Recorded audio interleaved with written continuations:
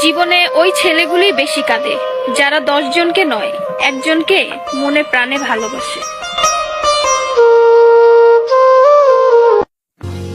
আরে বোন, তোমরা বলো ছেলেরা স্বার্থপর।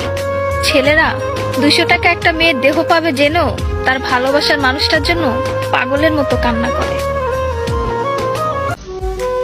মেয়েরা কয়েকদিন রিলেশন করেই ছেলেদেরকে বলে ভুলে যেও।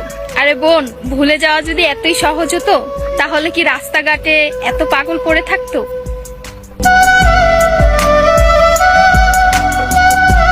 ছেলেরা যদি দেহের প্রেমে পড়তো তাহলে পতিতালয়েই তাদের শ্রেষ্ঠ প্রেমিকা থাকতো।